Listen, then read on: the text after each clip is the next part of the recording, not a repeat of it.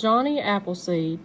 It was late in the afternoon when Matilda Johnson came out of the Lincoln cabin and started towards the cornfield. Just then, Abe and John Johnson came out of the woods, and Matilda ran to meet them. "I came after you," she said. "I thought you were here." "I knew you'd like to know." "Know what?" asked John and Abe. "Somebody's come," said Matilda, "and he's going to stay for supper. Guess who?" "The preacher," Abe guessed. "No," said Matilda. "The schoolmaster," John guessed. "No," said Matilda. "I can't guess," said John. "Neither can I," said Abe. "It's Johnny Appleseed," said Matilda. "Johnny Appleseed," said Abe.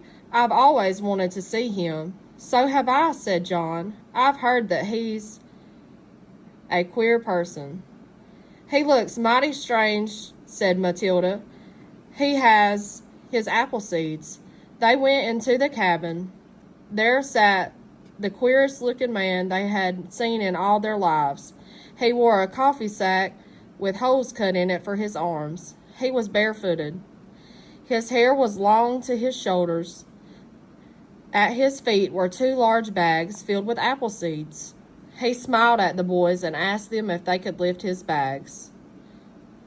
John tried, but he couldn't lift either one. Then Abe tried and lifted both. The stranger was surprised. "Well, well," he said. "I didn't think anybody else could lift my bags." "They are heavy," said Abe. "Have you carried them far?" 500 miles, Johnny said. "Just think of that," said Miss Lincoln. 500 miles through the forest with 2 heavy bags on your back. "And then you just give your seeds away," said Mr. Lincoln. "Yes, I give them away," said Johnny. "I want to help people, and this is my way of doing it."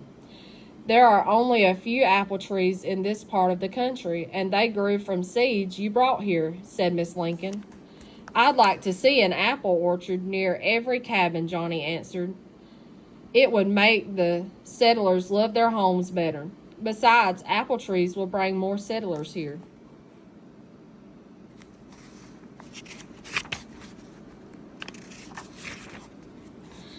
"That's true," said Mr. Lincoln. "What do you do when you are out of seeds?" Abe asked. "I go back for more," said Johnny. "To the cider mills across the mountain." "To Pennsylvania?" John asked. "That's another 500 miles, said Abe. "It doesn't matter," said the strange man. "I'm always coming and going." "Aren't you afraid of Indians?" asked Matilda. "They have never harmed me, but there are snakes in the forest," said Matilda. "Aren't you afraid of them?" The man looked at his bare feet. "They are as tough as leather," he said. "I could stick a pin in them and never feel it. I could step on thorns and never know it. But there are the cold and the heat and the storms," said Mr. Lincoln. "I fear nothing," said Johnny. "Nothing in the world. I trust the Lord to protect me." Supper was now ready, and they all sat down at the long table. The visitor thanked the Lord for the food they were about to eat. The meat was passed to him first, but he refused it. "The children must be helped first," he said.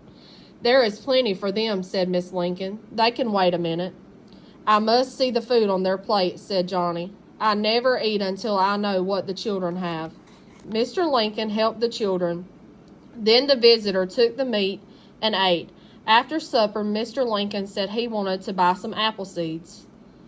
"You may have all the seeds you want, but not 1 cent you will pay," said Johnny. "I would rather pay," said Mr. Lincoln. "You have already paid me," said Johnny. "You have given me a good supper." Then he arose to go. "You must stay all night," said Miss Lincoln. "No, no," cried Johnny. "I must be on my way." "Thank you." "Where will you sleep?" Mr. Lincoln asked. "On the ground," said the strange man, "and thank the Lord that I can."